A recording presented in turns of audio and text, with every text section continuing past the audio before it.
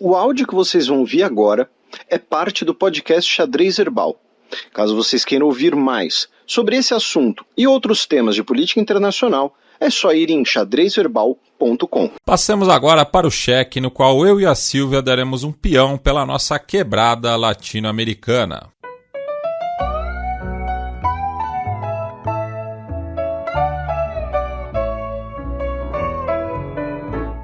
Cheque. Cafillo, ¿dónde estaba cuando caíste en desgracia? El que siempre acompañaba tus momentos de viudez. Bem, conforme anunciado no começo do programa, agora eu e a Silvia falaremos de alguns tópicos relevantes, né, da América Latina. E Silvia, eu começo com uma pergunta bastante generalista. Por que é tão difícil da situação se manter no poder nas últimas eleições aqui no nosso subcontinente? Puxa, essa pergunta só perde para... Silvio, o que é o peronismo? Essa é a que mais me desespera. De fato, a gente tem eleições na região esse ano que já estão movendo várias peças de modo... na geopolítica regional, né? A gente vai ter no domingo, dia 30, uma eleição em um turno em que entram em disputa aí o Partido Colorado, que já está no poder há muitos anos, muitos anos.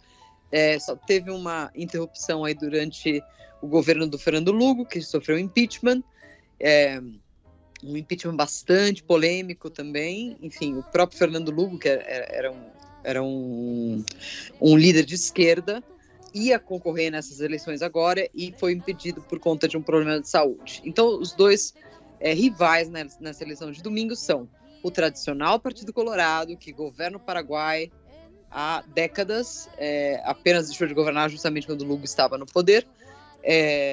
Só um parênteses, né?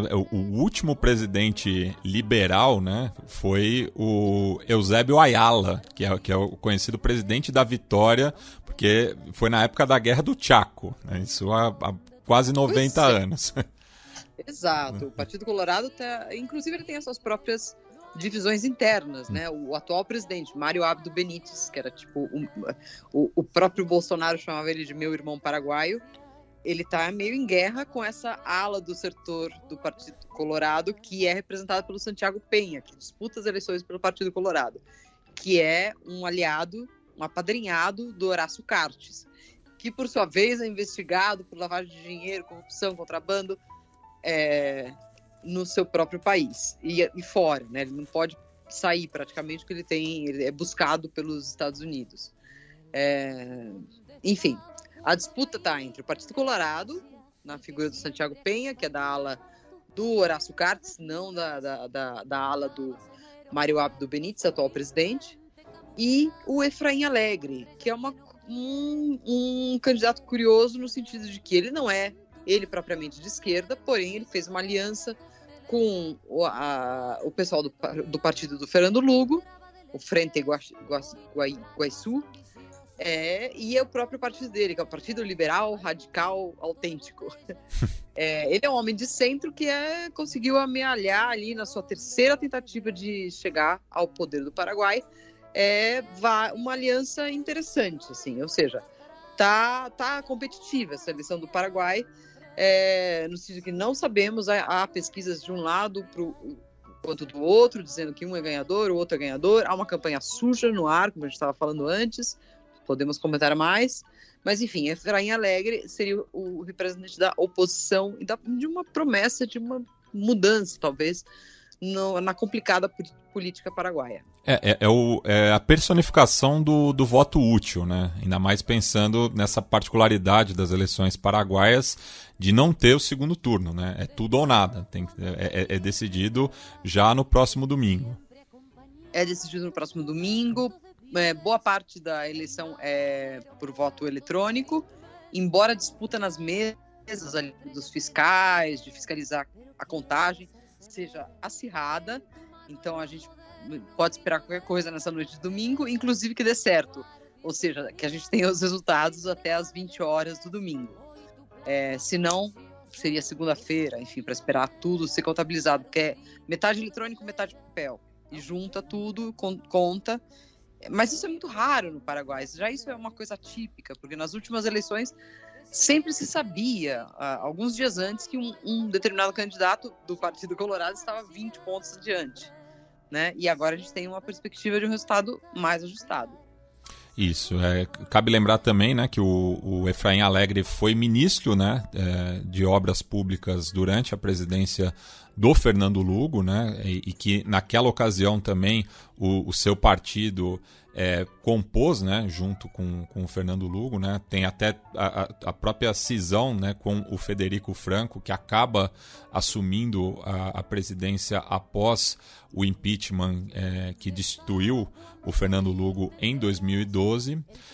Mas, Silvia, trazendo um pouco aqui, né, a eleição paraguaia para os interesses brasileiros, né, geopolíticos, enfim, cabe também é notório, né, que existe uma grande comunidade de brasileiros no Paraguai, né, os chamados brasiguaios, por conta da abertura da fronteira agrícola, principalmente da soja, né, em direção ao oeste, né, interiorizando essa produção. Mas semana passada tivemos também, né, o anúncio das novas tarifas da usina binacional de Itaipu para o ano corrente, né, no qual tivemos uma diminuição, né, 19,5% a menos do que praticado em 2022, já que finalmente foram pagos todos os empréstimos para a construção da mesma, né? Exato. Sim, a economia do Brasil, a política do Brasil está muito vinculada ao Paraguai. É um país muito essencial para o Brasil, para os interesses do Brasil, e o Brasil é importantíssimo, o Paraguai por outro lado, né? Desde que se instalaram ali as maquilas brasileiras, dos brasiguais, justamente, ou principalmente de capital brasileiro, as duas economias ficaram muito vinculadas. Então você tem interesses investidores brasileiros na produção de soja, na produção de carne, enfim, em várias áreas muito chaves da economia. E essa questão de Itaipu, que é sempre uma novela, né, que vai e que vem. O Paraguai sempre pede para ter um pouco mais de acesso à energia, mas que na realidade o próprio Paraguai não usa toda a energia a que tem direito. Então, o combinado é que o excedente que não use seja vendido ao Brasil, principalmente. Então, existe em parte uma coisa meio de orgulho, sabe? Da guerra, de ter sido vencido pelo Império Brasileiro. Então, sempre acaba virando uma retórica de campanhas, de vamos recuperar Itaipu para os paraguaios, como se isso fosse, de fato, uma necessidade, enquanto o Paraguai não consome toda essa energia, né? E acabou sendo um elefante branco, de certa forma, a essa altura, né? Porque há uma desconexão de realidades e de interesse com relação ao que produz Itaipu. E, de fato, agora vai ter uma nova negociação sobre quanto usa cada país e quanto devolve, né? E meu sentimento é que os dois candidatos principais querem renegociar com maior benefício para o Paraguai. E usam isso como uma questão nacional, de orgulho nacional, né? Até porque está prevista, né, pelo Tratado de Itaipu, a renegociação no próximo dia 13 de agosto, né?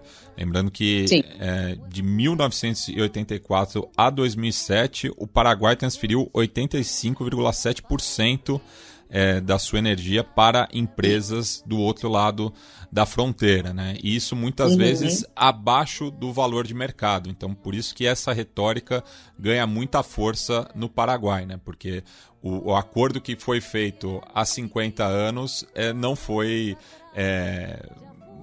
não trouxe muito benefício para o Paraguai, né? Tem essa visão, né, de um subimperialismo brasileiro, né? Exato. Essa coisa do orgulho com relação à guerra, estamos falando da guerra que os paraguaios consideram e chamam principalmente de guerra da Tríplice Aliança, e a gente aqui chama de guerra do Paraguai, né, que eles acham depreciativo, acham que é uma coisa, de fato a gente devia repensar e chamar de guerra da Tríplice Aliança, de fato, né, na qual a Argentina e o Brasil derrotaram o pobre e isolado Paraguai ali, numa guerra totalmente, como se diz, assimétrica, Isso. né? E isso sempre volta de alguma forma. É uma coisa incrível como é presente, né? E faz parte da paraguaianidade, talvez, sabe? Essa coisa de evocar sempre o país pequeno, rico, que de fato é da América do Sul, que lutou contra grandes impérios e grandes poderes, como a Argentina e o Brasil do século XIX. Então isso sempre volta de algum jeito nas retóricas eleitorais e não é diferente dessa vez. Agora, uma coisa interessante Efraim Alegre é um líder de esquerda ou não é um líder de esquerda? No último sábado, ele recebeu o apoio e a presença, uma visita do José Pepe Mujica. Ou seja, a gente pode esperar que um suposto, provável, possível governo dele seja um governo mais à esquerda, ou não. Porque ele também foi buscado por corrupção, buscado por... enfim, por questões aí vinculadas à política, né? Ele é um velho lobo da política paraguaia, né? Não é uma novidade, Efraim Alegre. E não é um tipo de esquerda, ou pelo menos nascido na esquerda, mas que agora se faz de esquerdista para contrapor os colorados, que estão embaixo. Isso. E agora falando assim do campo da esquerda no Paraguai, eu queria saber das suas últimas visitas ao país vizinho, as suas percepções sobre o Ejército del Pueblo Paraguaio, que também, né, tem essa retórica anti-imperialista muito forte, né, justamente com os grandes latifundiários brasileiros, né, que cruzaram a fronteira.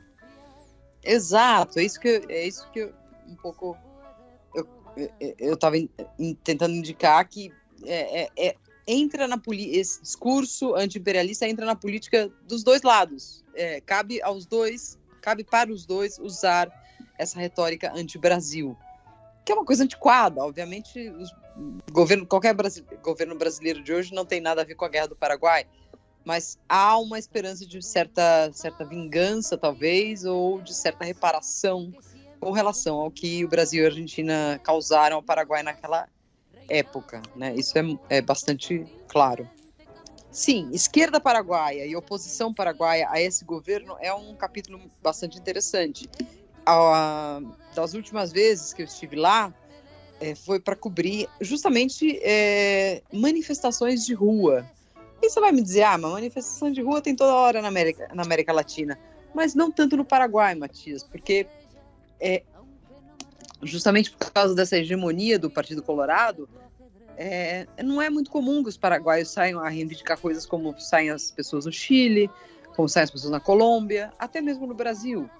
Mas em 2021 houve uma movimentação enorme anti-governo Colorado, anti-Cartes e anti a gestão atual. Eu me lembro, por exemplo, de uma grande manifestação em frente da casa do ex-presidente Horácio Cartes, que nem estava na residência dele, que depois caminhou até o centro. Jovens, bandeiras feministas, bandeiras indígenas, veio o campo para a cidade para se manifestar. Falei, uau, a autoridade está sendo questionada depois de tantos anos de ditadura Stroessner, de governo Colorado, até deu a sensação de que isso ia crescer, que isso ia se transformar numa bola de fogo. Não aconteceu, mas naqueles dias foi bastante intenso. Inclusive queimaram a sede do Partido Colorado naquela noite. E o próprio Congresso também. O Congresso foi numa ocasião diferente, acho que no ano anterior, ou no ano... Enfim, foi quando o Horácio Cartes quis mudar algo da Constituição. Um artigo da Constituição de 1992 que dizia justamente que não há reeleição no Paraguai. Isso é uma coisa que os constituintes e a sociedade paraguaia se fechou nessa ideia. Não há reeleição no Paraguai porque não queremos um novo Stroessner. Algo que todos concordaram. E o Cartes estava ali manipulando, sabe-se lá, se subornando certas forças dentro do Congresso para tentar mudar essa cláusula, porque ele queria concorrer à reeleição e ele queria imunidade para não ser buscado pelos crimes de corrupção pelos quais ele é buscado e é investigado, tanto no Paraguai como nos Estados Unidos. Ele não conseguiu, quando um grupo de senadores se reuniu ali, senadores pró-Cartes se reuniu na calada da noite no Congresso, a população anti-Cartes, as partes da sociedade que rejeitava, foi ao Congresso e queimou o Congresso. Ou seja, tudo é calmo no Paraguai, até que não é. E Silvia, a gente falou, né, das duas principais candidaturas, né, tanto do Efraín Alegre quanto do Santiago Peña, né, ambos têm um perfil mais burocrata, vamos dizer assim, né, o próprio Peña também foi ministro da Fazenda durante o mandato do Horácio Cartes, né, o presidente anterior, mas a gente tem duas outras candidaturas num perfil mais populista, assim, né, um que inclusive tem crescido, né, nas últimas pesquisas, que é o Págio Cubas, e também o ex-goleiro da seleção paraguaia, o José Luiz Félix Chilavert, que por sua vez não conseguiu nem se eleger presidente do Clube Atlético Vélez Sarsfield daí de Buenos Aires, e parece que não tem chance nenhuma também no pleito do próximo domingo. Não, o Chilavert eu descartaria, mas enfim, ele sempre está, é um agitador mais que nada, né, aparece, inclusive às vezes ele aparece em alguma eleição argentina, dizendo como ele tem dupla nacionalidade, ele pode se candidatar a deputado da província, ele aparece, assim, é um agitador. Eu acho que está muito longe dessa realidade, dessa possibilidade de se tornar uma realidade. Mas o Págio Cubas é uma coisa interessante para se analisar do ponto de vista jornalístico. Enfim, ele está crescendo, é fato. Algumas pessoas dizem que ele é uma peça política colocada pelos colorados para tirar votos do Efraín Alegre.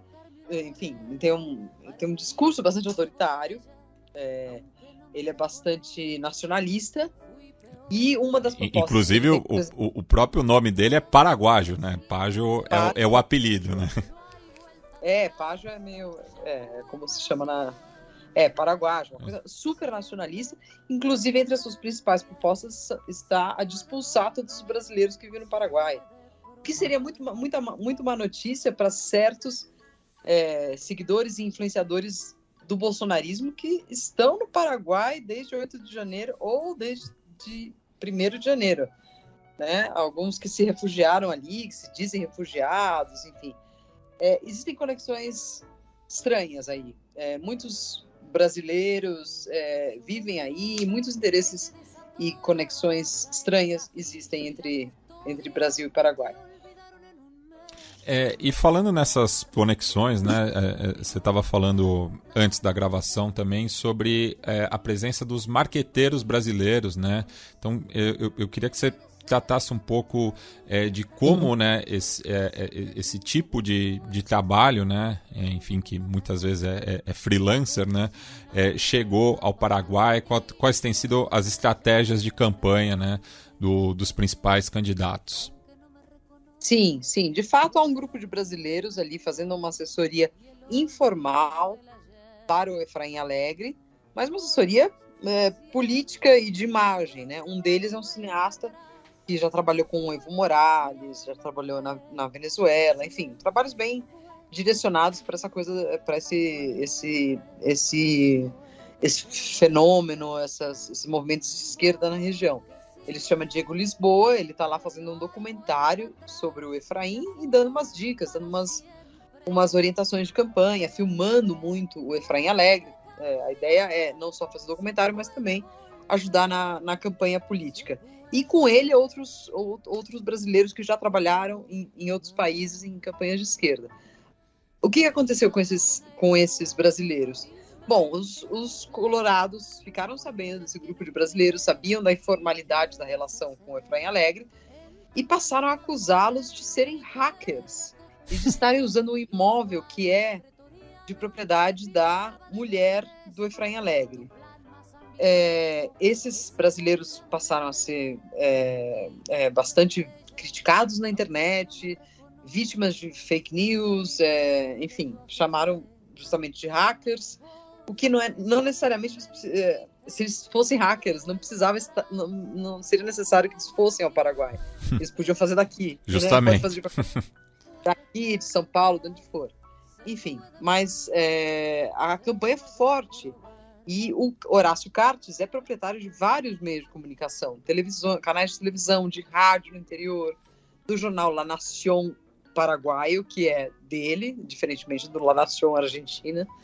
Enfim, e quase fizeram que eles saíssem do país, porque diziam que eles tinham entrado clandestinamente pela fronteira, enfim, na calada da noite. E, enfim, e eles têm a documentação de quem entrou no aeroporto legalmente. Eu até brinquei com eles, estão parecendo o Ronaldinho, gente, que entra no Paraguai com acusação de ter documentação falsa. Só que não, né? No caso deles, a documentação tá legítima, eles estão lá ainda, mas vivendo um clima de certo medo. E eles vão ficar até o fim da votação. São os marqueteiros brasileiros do Efraim Alegre e que estão sendo chamados de hackers por boa parte dos meios pertencentes ao Horácio Cartes ou nas redes sociais cartistas.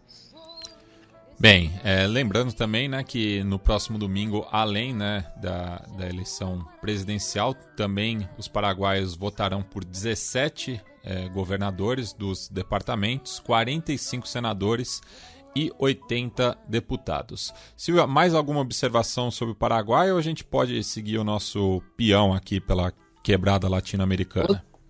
Podemos, sem sair do próprio cone, talvez. Isso, a gente aproveita ali, estamos na tríplice fronteira, né? Falamos bastante de Brasil e Paraguai. Vamos aproveitar e dar um pulo em Puerto Iguaçu, né? Descer ali pelas províncias do litoral em direção a Buenos Aires, para falar, né, sobre as últimas notícias, tanto da política quanto da economia argentina, a começar pelo passo ao costado, né, do Alberto Fernandes, que na última sexta-feira anunciou que não se apresentará para a reeleição. Pois é, essa foi a notícia do fim de semana, que todo mundo para trabalhar de repente no sábado. É uma notícia, como disse um dos analistas que eu entrevistei, é uma notícia meio não notícia, no sentido de que Alberto Fernandes tinha muito pouca chance de ser reeleito, né? Por conta de coisas que ele mesmo disse, né? Enfim, a economia está muito mal, o país sofreu um impacto muito grande dos efeitos da pandemia, da guerra da Ucrânia, teve uma seca muito forte, afetando a colheita de soja, de trigo, que são as principais exportações do país. O país está, de fato, com uma economia muito quebrada, né? E nessa última semana, o peso se desvalorizou brutalmente, encostou nos 500 pesos $1, ou seja, 500 pesos é a segunda nota de maior valor na Argentina, passou a valer simplesmente $1. Quase que virou uma moeda de brincadeira, sabe, de banco imobiliário, não vale nada. Então o Alberto deu um passo ao costado, como você disse, né, saiu da disputa, meio que algo esperado, porque ele não tinha chance, porém algo simbolicamente muito forte, porque um presidente que tenha em exercício, que tenha a possibilidade de se reeleger constitucionalmente, desiste dessa possibilidade, é sinal de problemas muito sérios. E, de fato, a Argentina está em problemas muito sérios. Isso é uma coisa muito grave, é ruim para o Brasil, é ruim para os países vizinhos, embora alguns turistas esfreguem as mãos e digam: que bom, vou poder comprar uns vinhos, vou poder comprar um pacote para Bariloche mais barato. Isso é ruim para todo mundo, né? Isso é um imposto sobre os pobres, e é um impacto grande na relação comercial Brasil-Argentina. Não há que se comemorar que a moeda argentina se desvalorize dessa maneira. Mas, enfim, as duas coisas estão mais ou menos conectadas. Primeiro desistiu o Macri, mas que pelo menos Macri tentou ser reeleito uma vez, não conseguiu. Agora desistiu o Fernandes, e quem é que vai ficando? Vai ficando as opções da oposição, que vai disputar primárias em agosto, Horácio Rodrigues Larreta, atual chefe de governo da cidade de Buenos Aires, e a ex-ministra do Macri, Patrícia Bullrich. Essas são opções de direita, mais moderadas, porém há um terceiro elemento aí, que é o Javier Milei, que seria teoricamente de extrema direita. Aí a gente abre outra aba no nosso programa. A gente já falou algumas vezes, né, sobre o Milei aqui no programa, né? Ele que surgiu um pouco na farândula, né? Participava, é um sujeito bastante midiático, né? E se aproveitava, né, do sensacionalismo da televisão argentina e, enfim, o perfil que foi também comparado ao do Bolsonaro, né, que gostava, né, desse rame-rame, enfim, mas que também tem o apoio, né, dos setores chamados de libertários, né, que se inspiram na direita estadunidense. Sim, sim. Ele mesmo se chama de um ultraliberal, né? Por exemplo, ele é contra o aborto, mas não pelo lado religioso, da família, nada disso. Ele é contra o aborto porque o aborto vai contra o ideal ultralibertário, que é que o sujeito nasce tem direito à sua liberdade, já ao ser um ser habitante de outro ser, né? Enfim, ele é contra o aborto por isso. Por outro lado, por exemplo, ele é a favor do casamento entre pessoas do mesmo sexo, porque isso é um ultraliberalismo, né? Um contrato entre duas pessoas, o Estado não se mete. Então, há uma diferença. Outra diferença importante é que Milei não está cercado de militares ou ex-militares. Há que se lembrar que os militares perderam muita força, principalmente política, desde a Guerra das Malvinas, em 1983. Os militares não jogam nenhum papel nem nessa candidatura, nem em nenhuma outra candidatura na Argentina. Apesar então, dele relativizar a atuação dos militares durante a Guerra Suja, né? Sim, ele relativiza e ele, inclusive, está assessorado por pessoas que são filhos ou netos de genocidas. Ele está cercado desse tipo de pessoas que acham, por exemplo, que todo mundo que foi morto ou que foi vítima de ações da guerrilha são vítimas que merecem reparação, tanto quanto aqueles que foram desaparecidos pela força do Estado. Ou seja, ele equipara os mortos por civis com mortos pela repressão do Estado. São assuntos que até outro dia eram tabu na Argentina, mas você vê que a distância de gerações, a distância cronológica, né, no tempo, entre aquela geração que viveu a ditadura e a de hoje é muito, muito presente. Hoje em dia, você questionar essas coisas publicamente, fazer agitações na televisão, nos atos políticos, seria um tabu há 5 ou 10 anos na Argentina, e hoje não é. Tanto que Milei vai muito bem e ganha as eleições para presidente, segundo turno e balotagem, como eles chamam lá, entre o público de 18 a 30 anos. Ou seja, para esse público que nasceu depois da ditadura, depois toda essa fase dramática da Argentina, o Milei é o líder, porque ele é o líder da rejeição, a rejeição contra a casta, como ele fala, que é a rejeição contra o peronismo, contra a oposição ao peronismo, qualquer tipo de oposição, e fazer algo diferente, né? Enfim, ele é um novato na política, ele entrou agora há pouco na última eleição legislativa como deputado, e ele é um provocador, é um agitador, é muito ligado nos meios de comunicação. Aí os jovens gostam muito que ele sai, ele fala enfim, ele é boca aberta para palavrões, para enfim, carregar de palavrões o seu discurso contra a Larreta, contra Macri, contra Bullrich, contra o kirchnerismo, e isso entusiasma a galera essa geração mais jovem. E falando do peronismo, né, do PJ, enfim, na sua visão, qual é o candidato ou candidata mais provável desse campo que também, como você brincou no começo, é difícil de definir também, né? Porque o peronismo é um fenômeno total, assim, abarca várias pessoas também, né? Da esquerda à direita. Exato, várias pessoas e vários partidos, né? Por exemplo, é bom explicar sempre, lembrar sempre que não existe um partido peronista. Existe o Partido Justicialista, mas ele é a principal força a qual estão afiliados os chamados peronistas. Porém, eles também estão em outros. Existe a Frente Renovadora, do Sérgio Massa, atual ministro da Economia, que é um presidenciável, por incrível que pareça, apesar do país ter uma inflação de mais de 100%, da moeda se valorizar.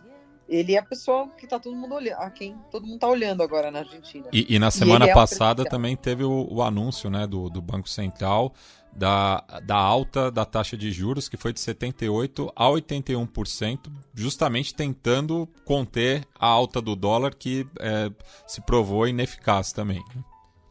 Sim, essa taxa de juros é absurda. Comparando com a do Brasil, toda essa discussão de juros no Brasil, eu não sei, é impossível.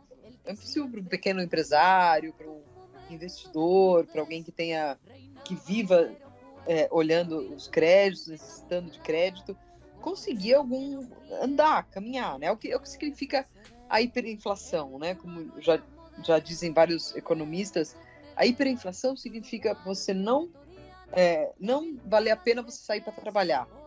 Vender alguma coisa dá mais trabalho ou te rende menos do que ficar em casa parado.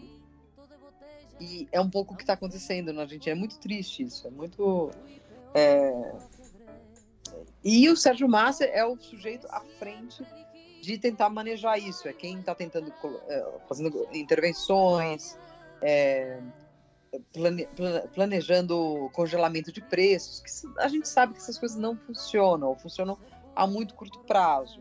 E ajustes que são necessários para você pedir um crédito para o FMI, que é uma coisa super vintage, né? Eu nem lembrava que tinha FMI, até que o Macri foi lá pedir dinheiro.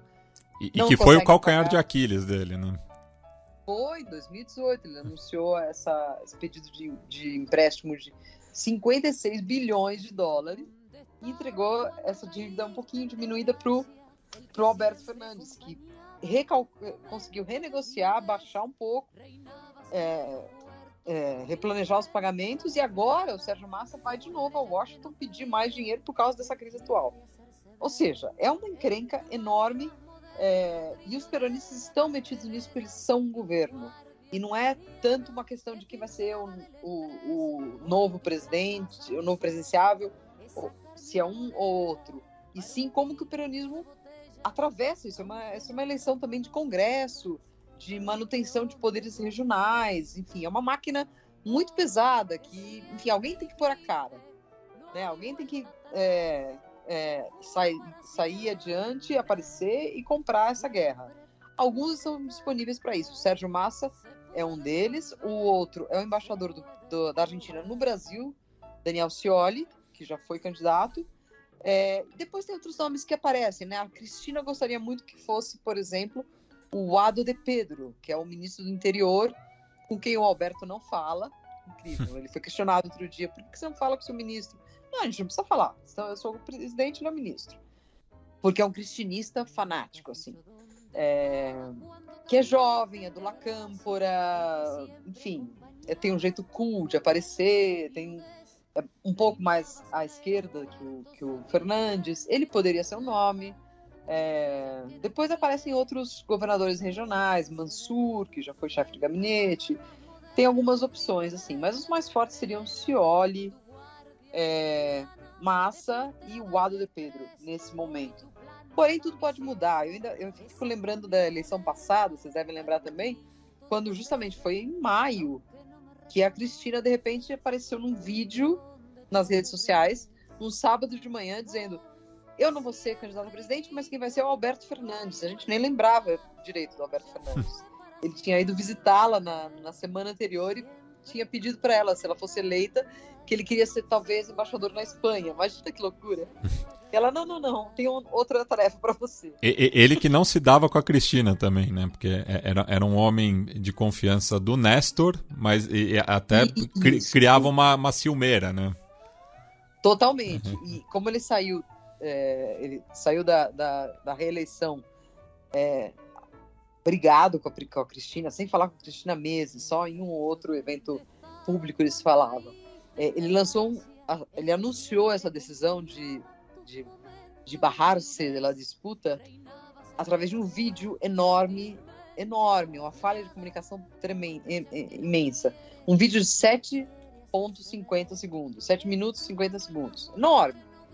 Só para falar que ele saía dessa posição de presidenciável.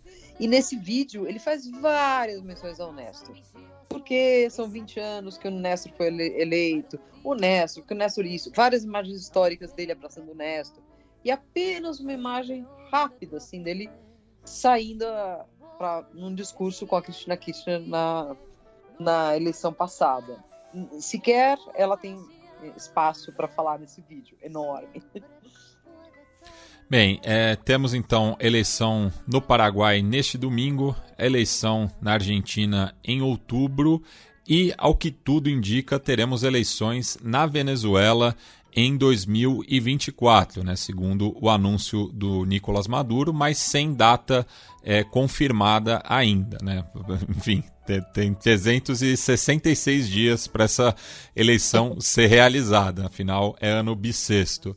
Mas, Silvia, temos hoje, né, a Conferência Internacional sobre o Processo Político em Venezuela e que delegações de 20 países se mostraram a favor de aliviar as sanções contra o governo de Caracas, né? E, inclusive, uma das vozes mais ativas nesse processo é o Gustavo Petro, né, atual presidente da Colômbia, que esteve recentemente em Washington, junto ao Joseph Biden, justamente e uma das pautas foi justamente a questão das sanções à Venezuela. Sim. O Gustavo Petro tem sido um protagonista aí nessa tentativa de chamar a Venezuela de volta à vida democrática, porém de um jeito um pouco enviesado, um jeito muito pró-Maduro, que tem recebido críticas intensas da direita na Colômbia pelo fato de justamente reconhecer Maduro, aproximar-se de Maduro, assim como o governo brasileiro tem feito.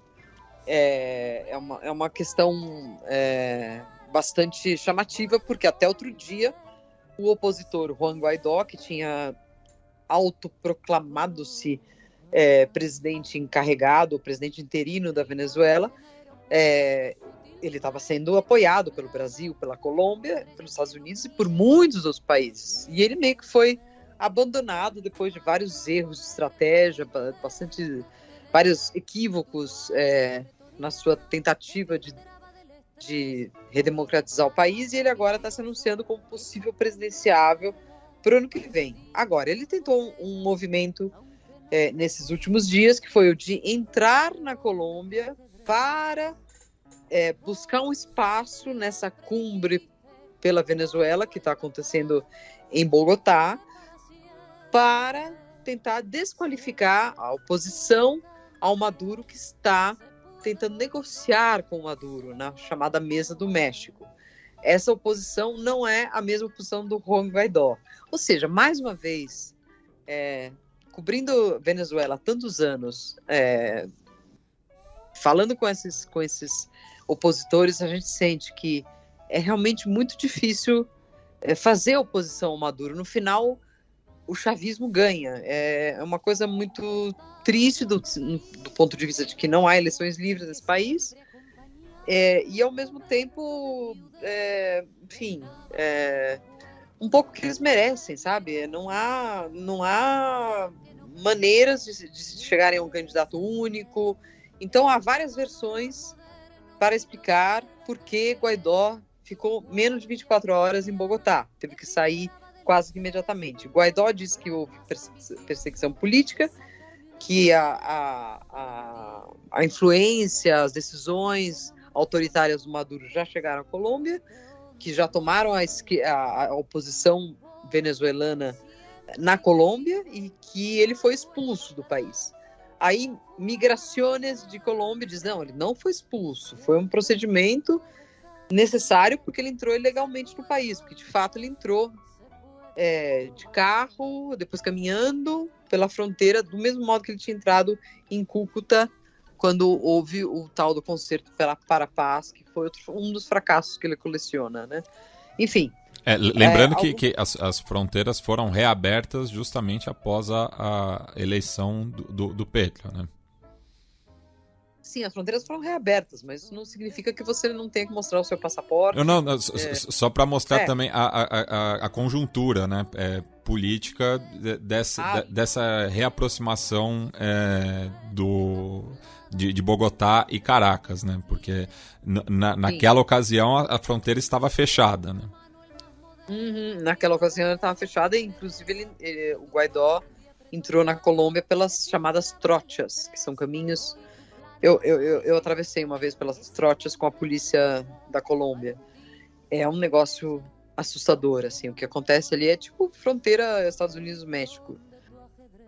As pessoas que estão em controle dos migrantes fazem de tudo ali. Sequestram, violações, roubos, paramilitares, aí tem FARC, tem ELN, tem ex-FARC, né? ELN, gente dos coletivos venezuelanos, o Tren de Aragua, que é o cartel venezuelano mais poderoso, todos atuam na região da fronteira. Enfim, e o Guaidó, nessa ocasião de Cúcuta, em que ele tinha a intenção de passar vários caminhões de ajuda humanitária e fazer um concerto e tudo mais, ele atravessou de modo dito ilegal. Porém, ele tinha o apoio do presidente da Colômbia, então, né, que era o Ivan Duque. Ele era reconhecido como presidente da Venezuela. Agora foi tudo diferente. Ele chegou ali, ninguém queria saber dele, nem o governo da Colômbia, nem a oposição venezuelana presente em Bogotá, que é composta justamente pelos opositores que estão na mesa do México. Basicamente, ninguém deu o acolhimento que ele esperava. E algumas pessoas acham que ele foi só para causar essa marola mesmo, né? O fato é que ele está em Miami, teve que voar às pressas, e agora um refugiado político. Silvia, falando de outros grandes países da nossa região, né, cujos os governos também têm enfrentado muita pressão, né? Mas que nas últimas semanas levantaram, né, uma retórica ligada à atividade mineradora, né? Estou falando justamente do López Obrador no México e do Boric no Chile, né, que tem enfrentado, né, enfim, uma grande rejeição por parte da população e agora se volta, né, para essa retórica nacionalista ligado, né, justamente aos recursos minerais. Sim, Gabriel Boric no Chile de fato está fazendo um giro conciliador à direita, como eu comentei numa coluna da Folha, mas talvez mais que isso, sabe, tentar ser um presidente mais conciliador que um presidente de esquerda, um presidente nascido das manifestações ou nascido no contexto das manifestações, que é de fato a sua origem. Boric, por exemplo, não faz muito tempo esteve nos velórios de vários carabineiros, a polícia do Chile, que foram mortos em manifestações, ou seja, gestos que o Boric mais jovem, ainda mais jovem do que ele é hoje, jamais faria, né? De aproximação, de mostrar um apego à institucionalidade, enfim. Isso por quê? Porque com pouco mais de um ano no poder, ele tem uma reprovação alta e estamos às vésperas, logo teremos que comentar isso, da eleição constitucional que vai definir os que vão redigir a novíssima Carta do Chile, que substituiria a do Pinochet. Então, Boric está nessa cruzada, ele já não olha mais para essa coisa de bandeiras, ele quer aprovar essa Constituição. E O que ele sim está fazendo é reforçando a ideia do Estado chileno forte. Uma das coisas que ele fez, justamente nessa área que você mencionou, é nacionalizar o lítio. O lítio que a gente usa todos os dias, quando a gente pega no celular, quando a gente liga o computador, quando a gente liga o iPad, o lítio está presente. O Boric nacionalizou, o Brasil quer entrar nesse mercado, a Argentina possui também fontes, a Bolívia. Então é uma coisa bastante central aqui na América do Sul. O caso do México está mais próximo de uma eleição presidencial, né, que se disputaria no ano que vem.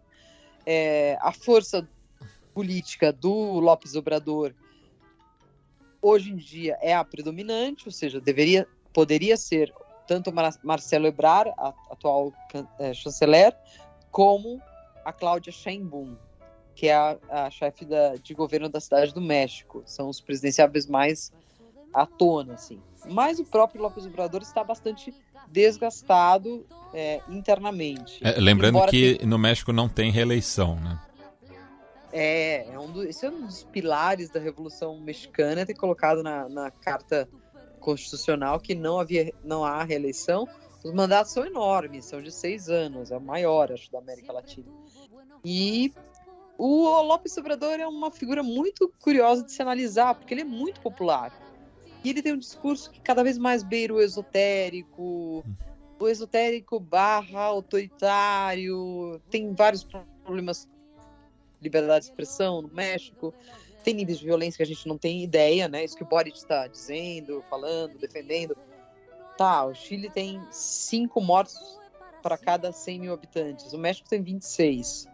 É outro nível de tudo, né? É importante entender esses contextos. Mas o fato é que o López Obrador é bastante popular, embora esteja sendo muito questionado internamente. E o PRI deve sair a apoiar alguém, o Partido Revolucionário Institucional, do qual ele é originário, deve sair com alguma resposta também. E, Silvia, para fechar esse nosso papo, eu queria falar, acho que talvez de uma das figuras mais divisíveis do continente atualmente, que é o Nayib Bukele, né? Que, enfim, tem conseguido uma enorme popularidade no seu país, El Salvador, né? Por conta da tolerância zero contra as pandilhas, né, que tem sido alvo de diversas denúncias, né, enfim, de violações dos direitos humanos.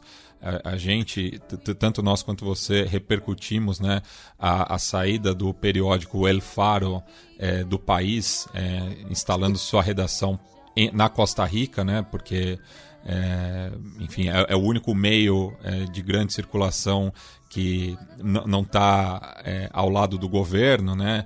Mas eu tenho observado, principalmente pelas redes, um respaldo de outros países, de pessoas de outros países da região em relação ao Nayib Bukele e essa política de mão dura.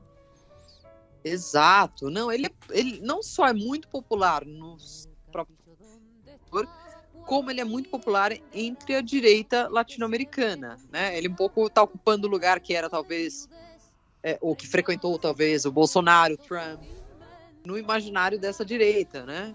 Na própria direita colombiana, por exemplo, se usa muito a figura do Nayib Bukele para criticar Gustavo Petro, que prometeu uma paz total com as guerrilhas e as guerrilhas paramilitares e nada está conseguindo. Na eleição argentina, Bukele já é mencionado por candidatos como a Patrícia Bullrich, de direita, que já disse sonhar com uma solução tipo Bukele para a Argentina. Que seria a solução Bukele? Seria colocar o exército para perseguir narcotraficantes, instalar um estado de exceção. El Salvador está em estado de exceção há mais de um ano, e começar a prender gente de modo um pouco indiscriminado. No caso de El Salvador, quem se parecesse ou quem se parece com um guerrilheiro, basicamente alguém que tem tatuagens ou que tem uma atitude X, ou que é mais moreno que outras pessoas, enfim, é preso e é levado para essas mega cárceles, essas mega prisões que Bukele tem construído. A mais famosa delas, essa mais recente aberta, para 40 mil presos, que Bukele foi inaugurar, fez vídeos, aí entra uma coisa de trabalho de imagem muito bem feita pela sua equipe. Então as prisões são um negócio de fato cinematográficos, e ele mostra os presos entrando de cuecas, sendo com a cabeça baixada, totalmente submetidos ali. E essa solução Bukele é muito popular entre várias direitas da região, o que faz com que o próprio Bukele diga, né, ele é muito simpático a essas direitas e a todas as acusações que vêm por parte de grupos de direitos humanos, tipo Human Rights Watch, Anistia, dizendo que esses presos estão presos de forma irregular, condenados de forma irregular. Ele responde: escuta, agora vocês estão olhando para El Salvador, um país que ninguém olhava antes, né? Aqui só tem 7 milhões de habitantes, por que todo mundo agora adora El Salvador? Ninguém estava aqui para conter a violência das guerrilhas.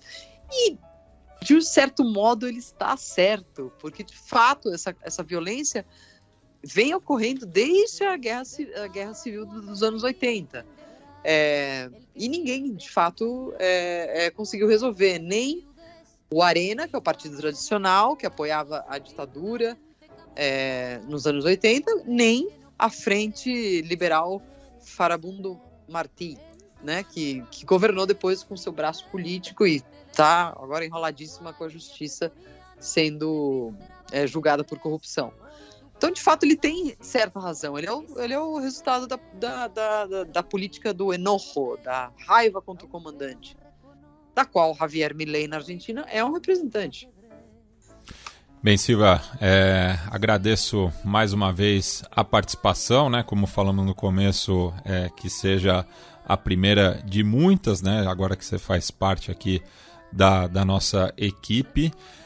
E fica aqui o espaço para você fazer alguma consideração final e também vender o seu peixe, né? Ou indicar algum produto cultural, né? Lembrando que a gente entrevistou a Silvia há cerca de 2 anos, né? No contexto do lançamento do livro dela, O Ano da Cólera, Protestos, Tensão e Pandemia em 5 países da América Latina. Sim. Eu faço uma autocrítica, na verdade. Eu acho que esse livro acabou ficando com tantas mudanças na América Latina. Ele pede uma atualização a cada dia. Cada dia que passa, eu falo, nossa, isso tinha que estar no livro. Eu tinha que ter esperado um pouco para lançar o livro. Depois eu vejo que a América Latina, na verdade, é um livro eterno. É melhor estar debatendo a América Latina, pensando na América Latina todos os dias. É uma obsessão. E obviamente tudo isso não cabe num livro. É melhor estar conversando com amigos e com pessoas que entendem e gostam da América Latina, como são os meus parceiros aqui, Felipe e Matias. Então eu agradeço muito os braços abertos de vocês. Espero corresponder às expectativas de todos os ogentes. Às vezes me fogem as palavras em português, do Xadrez Verbal, e podem esperar uma boa cobertura e comentários desses próximos eventos políticos na região. E só, desculpa a indiscrição, Silvia, você também vai fazer uma cobertura agora muito especial, né? Talvez inédita, né? Não sabe qual... Bem, talvez até saiba a próxima oportunidade, mas você está indo para Londres cobrir a coroação do rei Carlos III, né? Exato, que começou com uma coisa de nerd, de monarquia, na minha cabeça. Falei, eu vou lá ver, porque, enfim, tem essa oportunidade. Acabou virando também um trabalho, obviamente, como na vida de todo jornalista, porque nós vamos ter em Londres, na semana que vem, a presença do presidente Lula na coroação do rei Charles e um provável encontro dele com o primeiro-ministro Rishi Sunak, no qual, outra vez, Lula vai ser cobrado sobre suas posições sobre a Ucrânia, que já foram amenizadas, né, nessa última visita a Portugal e Espanha, e espera que sejam também relativizadas e ponderadas nessa visita ao Reino Unido. Quanto à coroação do Charles, sim, tem muita há muita expectativa com relação à parte de circo, de fofocas, de o Harry isso vai ter impacto, enfim, vai ter muito chisme, né, como se diz em espanhol. Mas eu acho que vai ter bastante convulsão, talvez política, ou debate político também, né? Há que se lembrar que o Harry acabou de lançar um livro no qual ele conta quantas pessoas ele matou na guerra do Afeganistão, algo que nenhum ex-soldado faz. E fala dos talibãs como más pessoas, enfim. De repente há uma preocupação com segurança, com possíveis protestos contra o Harry ou contra a monarquia, que podem ocorrer na semana que vem em Londres. Eu vou estar lá, eu vou contar para vocês e a gente vai conversar sobre isso também. É um evento histórico, né, na nossa geração. Sim, teve gente que esperou 70 anos, né? Eu sempre vivi com a rainha, agora vamos ter um rei. Né, é uma mudança de paradigma. De moeda, de paradigma, de hino, tudo. Bem, é isso, Silvia. Graças outra vez e hasta pronto. Hasta pronto, Matias. Grande abraço. Bem, e fica a recomendação também do livro Paraguai-Uruguai, Fronteiras da Dependência, organizado pelo Fábio Luiz Barbosa dos Santos, Fábio Maldonado, Fabiana Rita Dessotti e Rodrigo Chagas, publicado pela editora Elefante e escrito em diversas mãos, né? São pequenos capítulos com eixos temáticos sobre os dois parceiros menores do Mercosul. Enfim, é um livro bastante interessante, com diversos pontos de vista e que serviu de material de apoio para esta edição. Já em relação à música de encerramento, teremos uma homenagem dupla, já que nas últimas semanas nos deixaram o baterista Ivan Miguel Conte Maranhão, mais conhecido como Mamão, ele que fazia parte da banda de fusion brasileira Azimuth, e o ator, cantor, ativista Harry Belafonte, nascido nos Estados Unidos, mas de origem jamaicana. Então eu acabei escolhendo os temas Linha do Horizonte, do Azimuth, que inclusive foi sampleado pelo Dr. MCs no seu hit Tic Tac. E o conjunto se apresentou numa edição especial da Discopédia na semana passada e fizeram reverências ao Mamão. Fica também um salve pro pessoal que organiza a festa, né? DJ Marco, DJ Niak, DJ Dandan, o Juliano ali nos bastidores. E em relação ao Harry Belafonte, fica o hit Day-O, The Banana Boat Song, que introduziu o gênero musical caribenho calypso nos Estados Unidos e foi bastante popularizado também no filme Beetlejuice, né, do Tim Burton, no final dos anos 80. A minha geração e do Felipe, eu acho que acabou conhecendo neste momento. Então são essas as duas músicas de encerramento.